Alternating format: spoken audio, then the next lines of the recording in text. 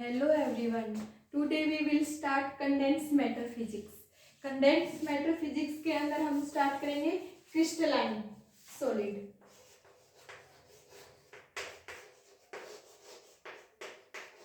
Crystalline solid. ठीक है. सबसे पहले हम देखेंगे कि व्हाट इज क्रिस्टल. क्रिस्टल क्या होता है. क्रिस्टल क्या होता है. ठीक है. और क्रिस्टल किस किस चीज से मिलके बनाता है. फर्स्ट ऑफ ऑल क्रिस्टल क्या होता है. Lettuce plus basis. इन दो पार्ट से मिलके क्या बनता है. क्रिस्टल.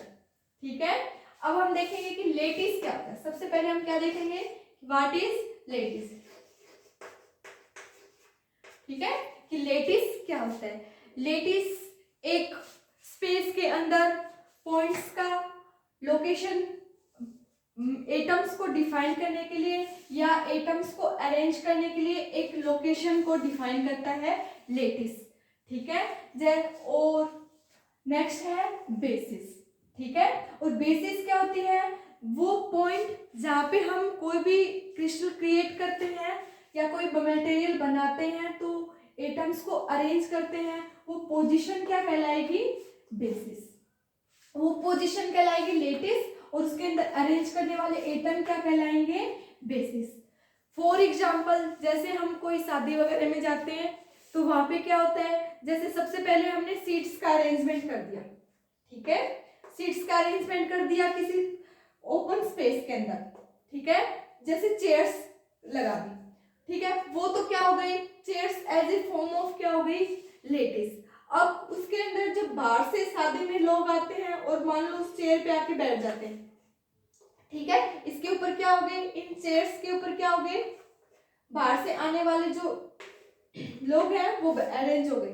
ठीक है. तो ये बाहर से जो लोग इस चेयर्स के ऊपर सेट हो रहे हैं बैठते हैं उनको क्या कहेंगे. For example basis. और ये पूरा जो अब ये लोकेशन क्रिएट हो रही है उसको कहेंगे क्रिस्टल. ठीक है. तो ये क्या है. एक बेस्ट एग्जांपल है क्रिस्टल को डिफाइन करने के लिए. ठीक है. अगर डेफिनेशन के फॉर्म में देखें कि क्रिस्टल क्या होता है तो उससे पहले अपन क्या किसको डेफिनेशन के फॉर्म में डिफाइन करेंगे कि लेटिस क्या होता है. ठीक है. तो फर्स्ट ऑफ ऑल अपन देखेंगे कि what is the definition of lattice. ठीक है. लेटिस.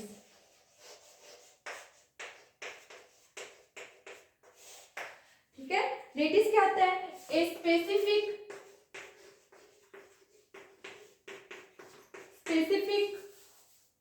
अरेंजमेंट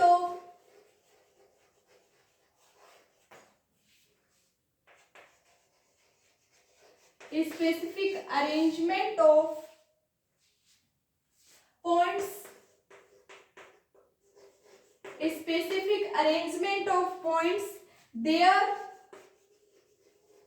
atoms या फिर क्या molecules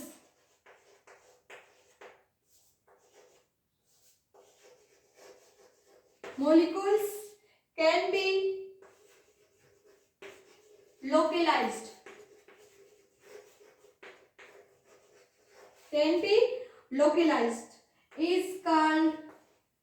Is called lattice. ठीक है. मतलब लेटिस क्या होते हैं. एक पॉइंट्स का पर्टिकुलर अरेंजमेंट होता है जिसके ऊपर हम जिस एटम से या मॉलिक्यूल से अपन क्रिस्टल या कोई भी मेटल को क्रिएट करते हैं उसका अरेंजमेंट हो. उस लोकेशन को ही क्या कहलाएंगे. कहेंगे लेटिस. ठीक है. अब देखो लेटिस कितने टाइप्स के हो सकते हैं. तो बेसिकली लेटिस 3 टाइप्स के हो सकते हैं. 1D लेटिस,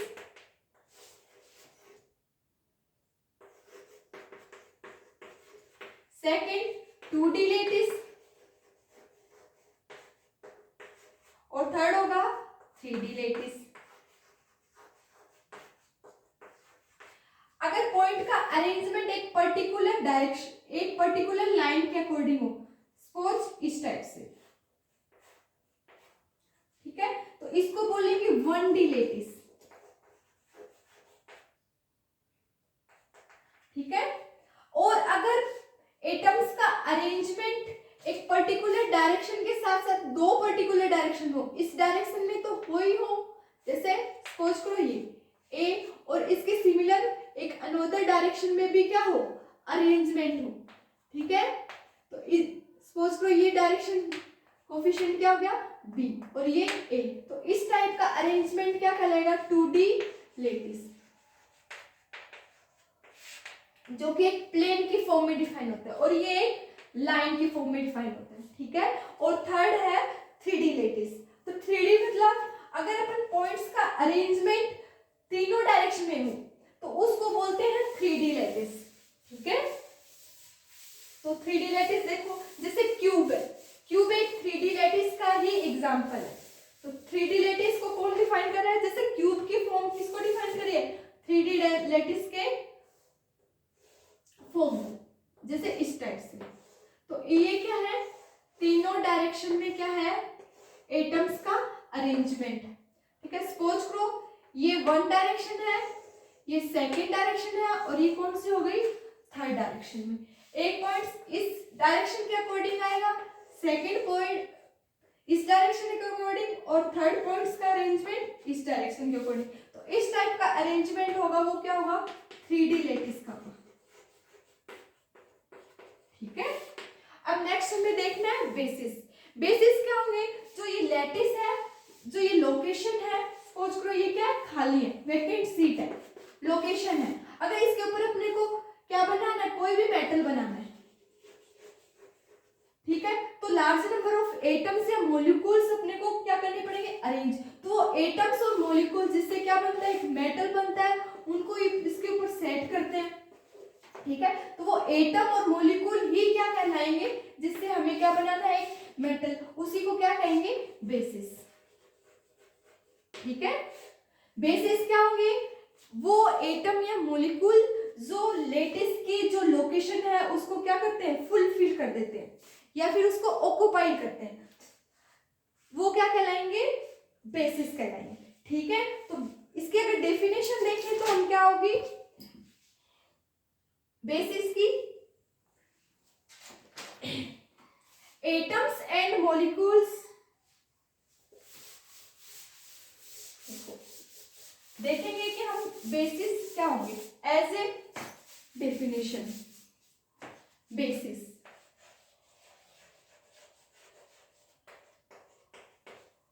ठीक है, एटम्स या फिर molecules, molecules which occupies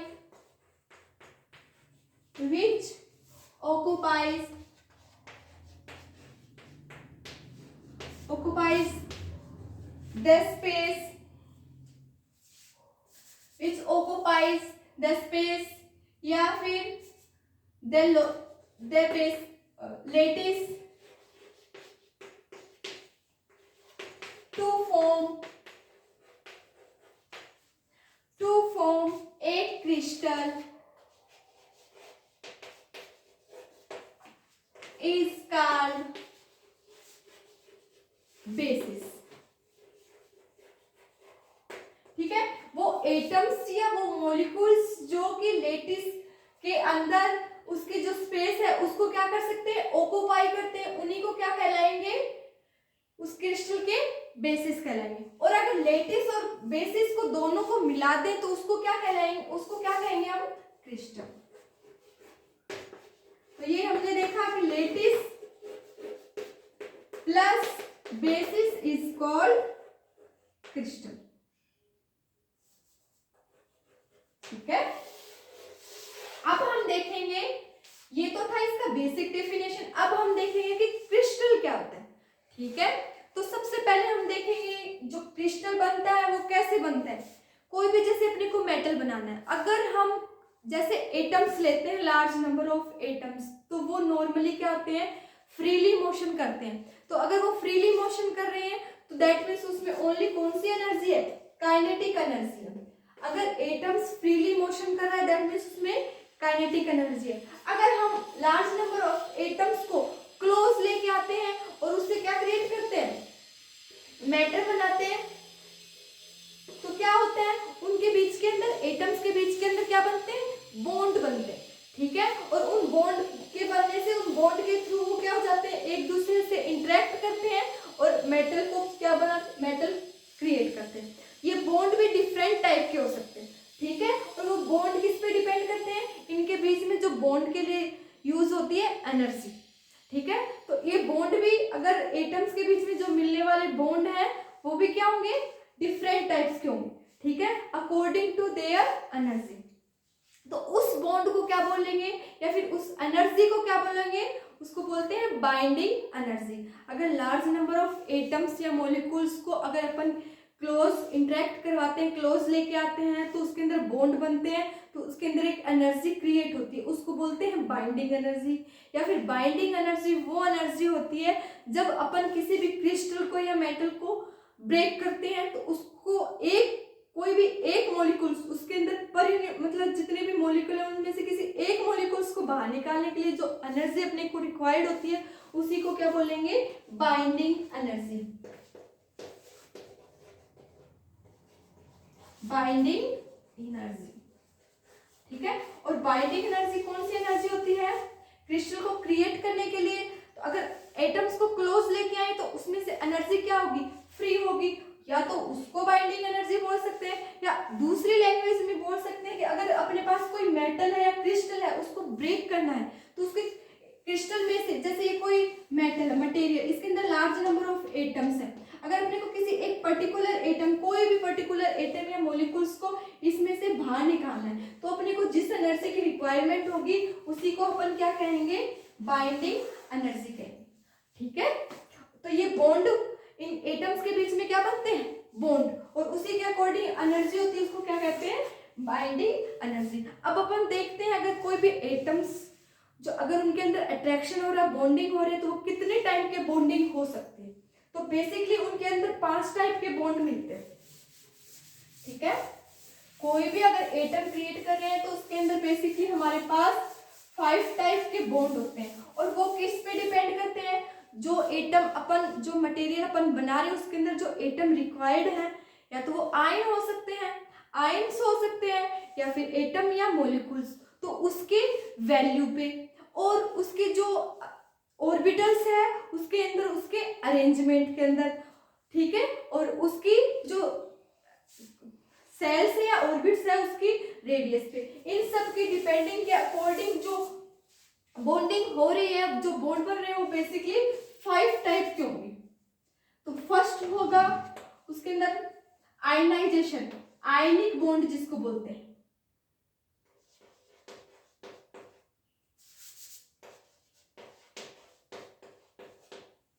ionic bond, या फिर इसको बोलते हैं एनर्जी के फॉर्म में लिखे तो आयनिक बॉन्ड एनर्जी या binding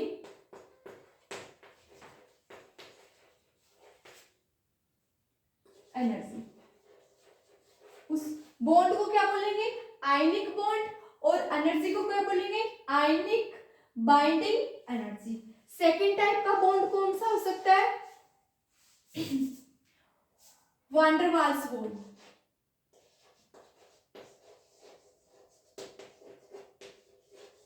van der Waals bond,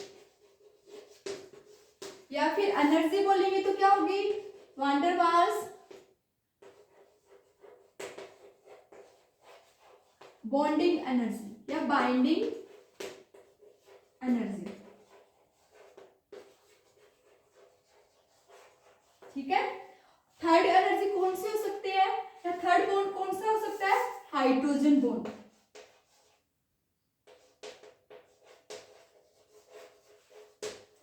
hydrogen bond, या एनर्जी हो सकती है हाइड्रोजन बॉन्डिंग या बाइंडिंग एनर्जी।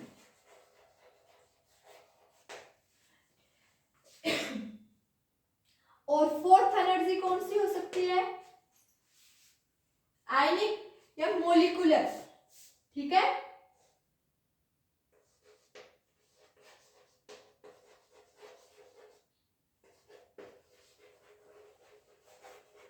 मोलिकुलर एनर्जी या मोलिकुलर बॉन्ड एनर्जी जिसको बोलते हैं मैटर एनर्जी।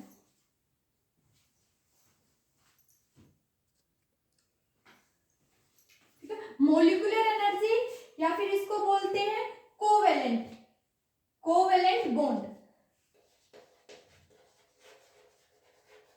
बॉन्ड ठीक है, तो इसको लिख लो कोवेलेंट बॉन्ड या मोलिकुलर एनर्जी। तो एक लिख सकते हैं अपन प्रॉपर्ली, क्या बोल सकते हैं इसको, कोवेलेंट बॉन्ड।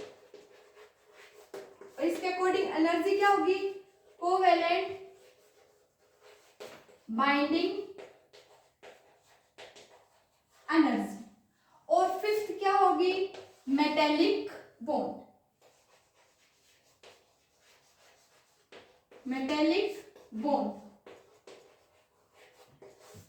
एनर्जी को कहेंगे तो क्या कहेंगे, मेटेलिक बाइंडिंग एनर्जी। ठीक है, तो ये बेसिकली कोई भी क्रिस्टल या मेटल अपन क्रिएट करते हैं तो बेसिकली जो बाइंडिंग एनर्जी होती है वो इतने टाइप्स की हो सकती है, 5 टाइप की। फर्स्ट आयनिक, अगर एटम्स अपन क्रिएट कर रहे हैं आयन की फॉर्म में तो वो उसके अकॉर्डिंग जो एनर्जी होगी वो क्या होगी, आयनिक बॉन्ड एनर्जी। सेकंड, अगर अपने को कोवेलेंट बॉन्ड चाहिए तो उसके अकॉर्डिंग एनर्जी क्या कहलाएगी, कोवेलेंट एनर्जी। और अगर एटम्स मेटल की फॉर्म में है तो उसके लिए क्या होंगे, मेटेलिक बॉन्ड एनर्जी। ठीक है, अगर एक एटम अगर अपन हाइड्रोजन की फॉर्म में ले तो उसके अकॉर्डिंग क्या होगी, हाइड्रोजन एनर्जी या हाइड्रोजन बॉन्ड। ये अपन डीपली नेक्स्ट क्लास में पढ़ेंगे। अपने खाली अभी क्या है, क्रिस्टल में इस बॉन्ड्स का ओनली यूज है। अब अपन प्रेजेंट में क्या पढ़ रहे हैं कि व्हाट इज क्रिस्टल। ठीक है, अब अपन देखते हैं कि क्रिस्टल क्या होता है। ठीक है, तो क्रिस्टल बेसिकली क्या होगा, एक कोई भी सॉलिड है, ठीक है, तो वो क्या होगा, उसको कैसे पता चलेगा कि ये सॉलिड है, तो उसकी हार्डनेस, उसकी नेचर को डिफाइन करने के लिए अपन किस किस को डिफाइन कर देंगे, देखो एक तो उसकी हार्डनेस को डिफाइन करेंगे, हार्डनेस कि उसकी हार्डनेस कितनी है। सेकंड, उसकी रिजिडिटी को डिफाइन करेंगे। और थर्ड, उसकी इनकम्प्रेसिबिलिटी को डिफाइन करेंगे।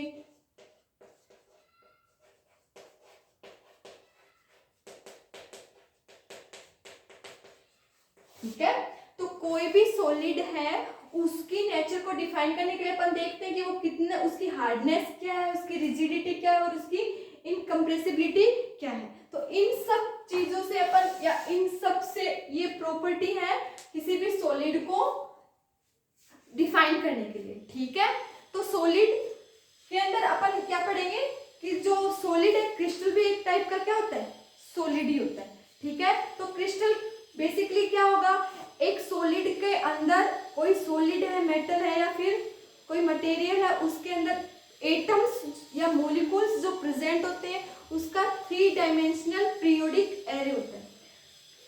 क्रिस्टल क्या होता है, कोई भी सॉलिड के अंदर एटम्स या मॉलिक्यूल जिससे वो सॉलिड बना होता है उसका 3 डायमेंशनल पीरियोडिक एरे होता है। अगर उसको उस 3 डायमेंशनल पीरियोडिक एरे को अगर अपन कोई भी स्पेस है उसके अंदर उसकी यूनिट सेल को रिपीट करें, एक कंटिन्यू फॉर्म में अगर उस यूनिट सेल को रिपीट करें तो क्या बनता है, लेटिस बनना चाहिए। क्या बनना चाहिए, लेटिस।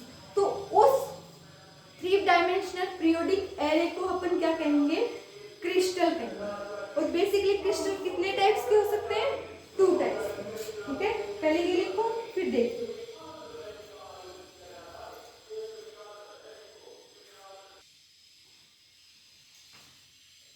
ठीक है, अब अपन देखते हैं कि क्रिस्टल की डेफिनेशन क्या होगी बेसिकली। ठीक है, तो क्रिस्टल को अपन ने देख लिया, अगर कोई भी जैसे सॉलिड है उसको डिफाइन करने के लिए, उसके नेचर को डिफाइन करने के लिए अपन किस किस को डिफाइन करते हैं, उसकी हार्डनेस, उसकी रिजिडिटी और उसकी इनकम्प्रेसिबिलिटी को डिफाइन करते हैं। उसी के अकॉर्डिंग अपन बता सकते हैं कि ये सॉलिड किस टाइप का है। ठीक है, और अब हम डेफिनेशन देखेंगे कि क्रिस्टल की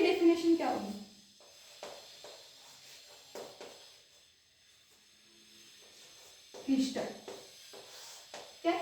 crystal is a 3-dimensional periodic array of atoms which by the help of this हम क्या करते हैं, एक सॉलिड को बनाते हैं। बेसिकली सॉलिड के अंदर वो एटम्स का एक 3-dimensional पीरियोडिक एरे जिसके यूनिट्स को अपन एक स्पेस के अंदर अरेंज करें एक रेगुलर वे में, तो अपने को क्या बनेगा, लेटिस बनता है। तो लिखो crystal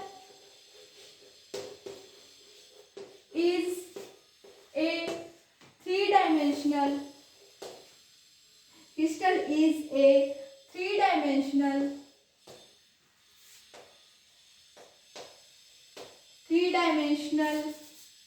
periodic array of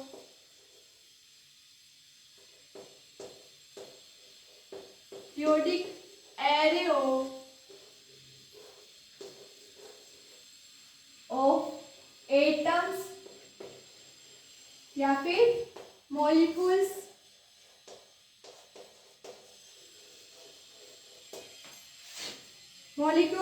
of any solid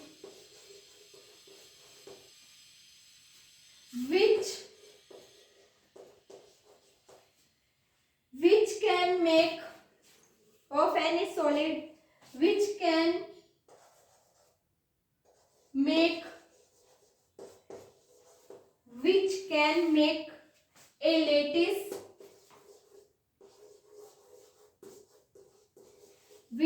make a lattice if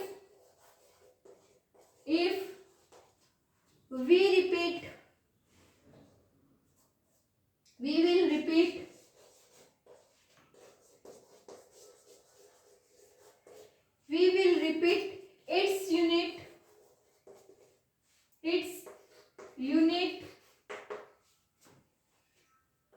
in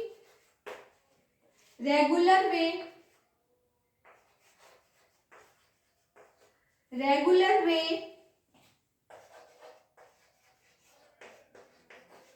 in space।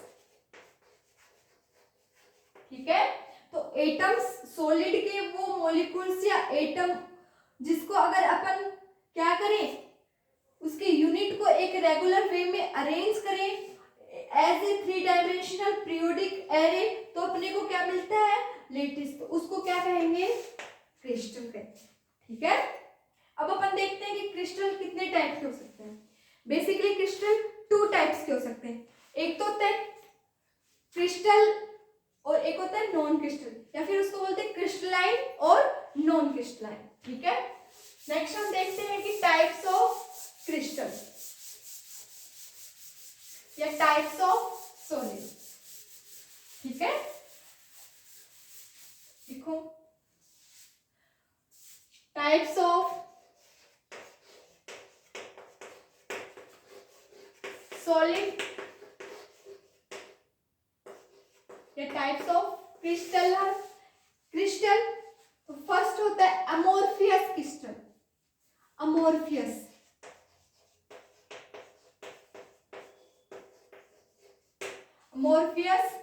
Crystal,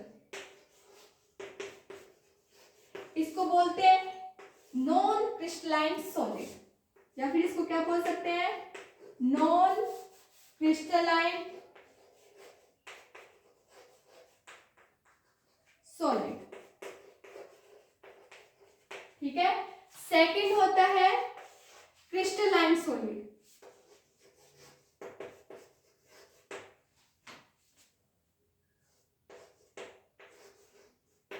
crystalline solid.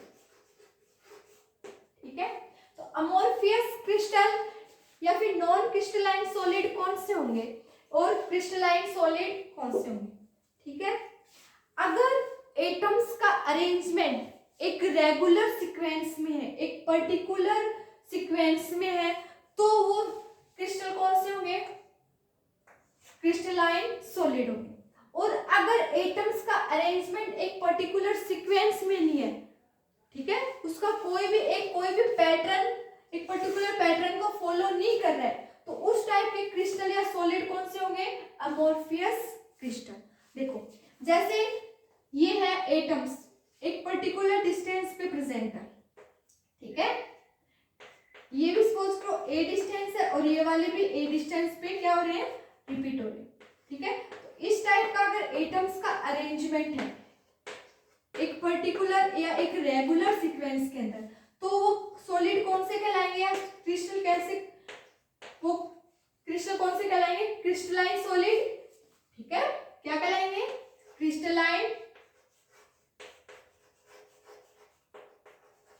Solid. और सेकंड, अगर अरेंजमेंट एटम्स का या मॉलिक्यूल्स का कोई भी सीक्वेंस को फॉलो नहीं कर रहा है, ठीक है, तो उस टाइप के, जैसे ये वाला अरेंजमेंट क्या कहलाएगा, इसके अंदर कोई भी एटम्स का कोई भी अरेंजमेंट नहीं है पर्टिकुलर, इसको बोलते हैं अमोर्फियस क्रिस्टल, अमोर्फियस क्रिस्टल या फिर नॉन क्रिस्टलाइन सॉलिड, ठीक है। अगर एटम्स का एक पर्टिकुलर अरेंजमेंट हो उसको बोलते हैं क्रिस्टलाइन सॉलिड, और अगर एटम्स का अरेंजमेंट पर्टिकुलर न हो, ठीक है, उसको बोलते हैं नॉन क्रिस्टलाइन सॉलिड। ये हमने देखा कि क्रिस्टल क्या होती है, ठीक है। अब हम देखते हैं कि व्हाट इज यूनिट सेल, ठीक है। यूनिट सेल क्या होती है, ठीक है। तो यूनिट सेल एक स्मॉलेस्ट स्ट्रक्चर होती है किसी भी क्रिस्टल की, जिसको अगर अपन रिपीट करें, एक पर्टिकुलर पैटर्न में रिपीट करें, तो अपने को क्या मिलता है, क्रिस्टल मिलता है, ठीक है। तो अगर यूनिट सेल की अपन डेफिनेशन देखें तो क्या होगा, a unit cell is the smallest structure by repetition of which crystal can be obtain, ठीक है। तो यूनिट सेल वो स्मॉलेस्ट स्ट्रक्चर होती है जिसको रिपीट करने से अपने को क्या बनता है, क्रिस्टल। एक होती है प्रिमिटिव यूनिट सेल, ठीक है। तो प्रिमिटिव यूनिट सेल भी क्या होती है, एक यूनिट सेल ही होती है, लेकिन उसके अंदर अगर लेटिस पॉइंट की अगर बात करें, लेटिस पॉइंट डेंसिटी की बात करें, तो उसके अंदर कितने लेटिस पॉइंट डेंसिटी होती है, ओनली 1, मतलब उसके अंदर लेटिस पॉइंट कितने प्रेजेंट होंगे, ओनली एक सिंगल लेटिस ही प्रेजेंट होता है, ठीक है। तो अगर अपन यूनिट प्रिमिटिव यूनिट सेल की बात करें तो वो क्या होगी, एक स्मॉलेस्ट वॉल्यूम सेल जो कि एक ओनली 1 लेटिस पॉइंट को ही प्रेजेंट रहता है उसके अंदर, उसको कहते हैं प्रिमिटिव यूनिट सेल, ठीक है। तो देखो डेफिनेशन, ठीक है, ये हमने देख लिया क्रिस्टल। अब हम देखते हैं कि यूनिट सेल क्या होगी, ठीक है, और प्रिमिटिव सेल क्या होगी, और उसमें डिफरेंस क्या होता है। वो भी प्रिमिटिव यूनिट सेल भी क्रिस्टल का क्या होता है, स्मॉलेस्ट स्ट्रक्चर होती है जिसके रिपीट करने से अपने को क्या मिले, क्रिस्टल मिले। और यूनिट सेल भी क्या होती है, एक स्मॉलेस्ट स्ट्रक्चर होती है जिसको रिपीट करने से अपने को क्या मिलता है, क्रिस्टल। लेकिन इसके अंदर डिफरेंस क्या होता है, देखिए सबसे पहले हम देखेंगे unit cell,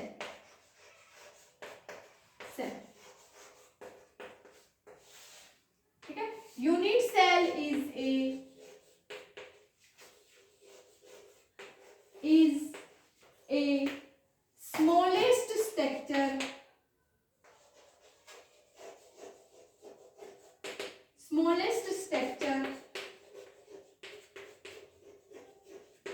of smallest structure by the repetition of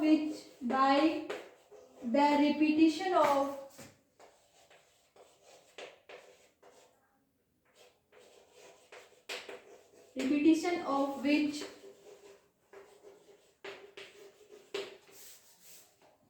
crystal can be obtained.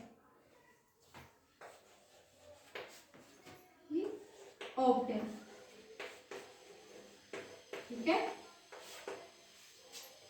वो स्मॉलेस्ट, कोई भी क्रिस्टल की वो स्मॉलेस्ट स्ट्रक्चर होती है जिसको एक पर्टिकुलर अरेंजमेंट में रिपीट करें तो अपने को क्या मिलता है, क्रिस्टल मिलता है। वो तो क्या हो गई यूनिट सेल। अब अपन देखते हैं सेकंड की प्रिमिटिव यूनिट सेल क्या होती है।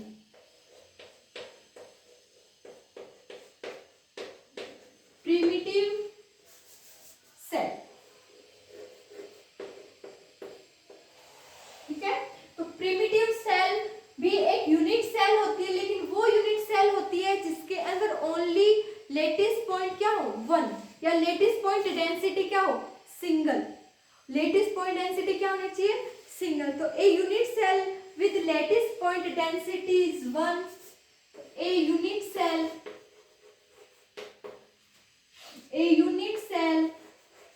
with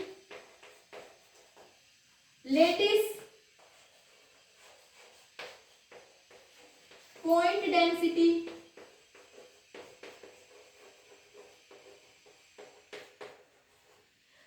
density of 1 is called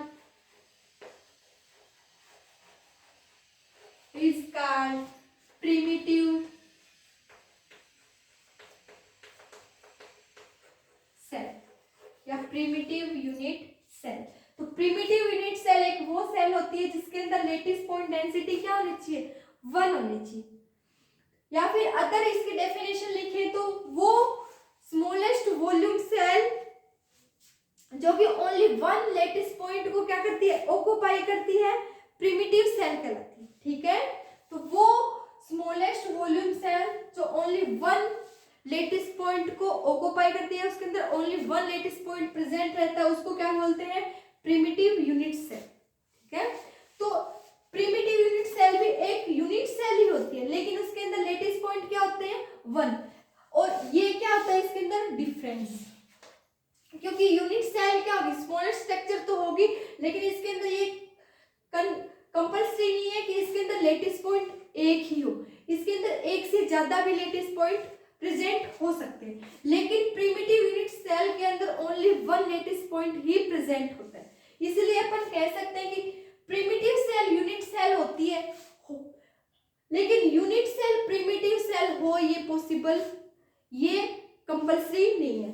ठीक है, तो every primitive cell is a unit cell but it is not necessary that कि unit cell is also a primitive cell. ठीक है, तो ये कंडीशन नेसेसरी ये है कि प्रिमिटिव सेल तो यूनिट सेल हो गई लेकिन यूनिट सेल प्रिमिटिव सेल हो भी सकती है और नहीं भी हो सकती। ठीक है, इन दोनों में क्या हो गया डिफरेंस, और वो डिफरेंस कौन डिफाइन करता है लेटिस पॉइंट डेंसिटी। अगर लेटिस पॉइंट डेंसिटी 1 है तो वो प्रिमिटिव सेल है और यूनिट सेल तो होगी, और अगर लेटिस पॉइंट डेंसिटी 1 नहीं है तो वो यूनिट सेल होगी प्रिमिटिव सेल नहीं होगी। ठीक है, आज के लिए इतना ही। नेक्स्ट क्लास में अपन पढ़ेंगे कि व्हाट इज ब्रेवे लेटिस, ब्रेवे लेटिस क्या होते हैं और उसको कैसे डिफाइन किया जाता है।